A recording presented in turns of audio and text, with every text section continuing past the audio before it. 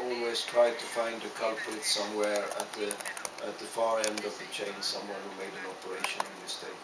But there's not much we can do about that from a European point of view, more than encouraging the way of investigating accident to make sure that there is no blame in the report, and to make sure that they follow the event chain all the way up to the management, and to make sure that recommendations are addressed at the level of management and not at the level of the operator part. And then there was the question about the Boisingen and the measures after the Boisingen accident that are under discussion right now. I would say that one of the discussions in Belgium is, of course, the introduction of ATP systems, but that is a long-term action to be taken. It will take certainly many years before you have sort of a KVB system in Belgium that covers the whole network. And in my opinion, measures can be taken immediately if you introduce bad management in a wide sense, and if you cooperate between the infrastructure manager and the different railway undertakings that operate on the network to analyze in detail all signal that has been passed at danger, and to put up an action plan to make sure that you can reduce the number of signals passed at danger. That is a measure that you can take immediately, of course, and you should not wait to the investment of ATP system in Belgium for that. If you have an investment in ATP, then of course it will also cover the freight transport. So freight will be considered by that. But I understood also that there was a question whether we were dealing with freight transport, and maybe I can say a few words about that as well, because we put up this task force on freight wagon maintenance after the Via accident, and in autumn this year we will start to work more closely on freight transport, and in particular on freight train derailments. We have analyzed the figures that we have on accidents, and there are something like 600 freight train derailments every year. They are not, if I may say so, that risky from a human life perspective. They do not cause many fatalities, maybe 1 or 2 every year for 600 freight train derailments. But they create a lot of disturbance, a lot of material damage, and a lot of let's say secondary risks that need to be managed, for example, in the field of transport of dangerous goods. So we will set up a freight platform in the autumn, and you will certainly receive an invitation to participate in this freight platform, where we will look at preventive measures. What can we do together to prevent freight train derailments? And that will be one of our activities in September, October. We'll start this work.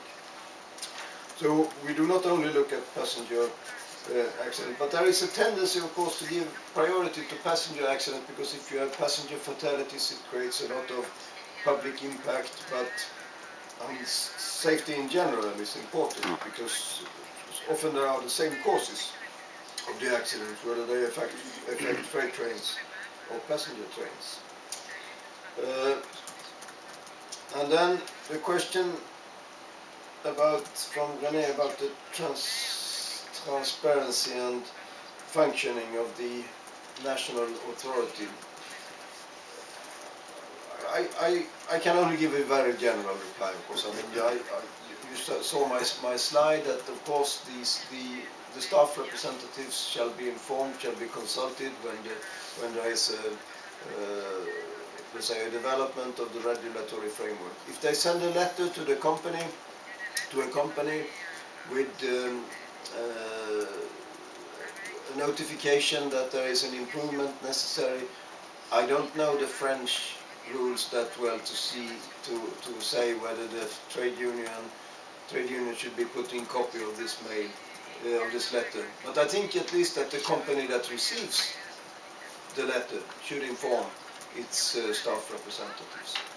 So it's, the transparency should at least be at the level of the company, because the company should have a safety management system, should involve the staff in the development of safety, and if they have received an important notification from the safety authority, I think that they should inform the representatives. I suppose there is a committee du personnel, for example, where things could be discussed. But the question is too detailed and concerns, let's say, the processes in France. On the track worker protection system, question put by I mean, we are not giving any judgment on let's say the different systems that are in place. There are a lot of more or less automatic systems that are in place, and sometimes the manufacturers or the providers of this system, they come to us and ask us to endorse a certain system, and we try to stay neutral and try to stay at the functional level, which means that the function should be assured by a certain system, but we will try to be neutral among the different suppliers of different systems. And I think that in the there are several possibilities for us to act, and we will have a look at how we can act on this. But I think that the functional requirements on protection of track workers could maybe be in the TSIs, in the TSI operation or in the TSI infrastructure is still to be considered. And we are following the standardization work.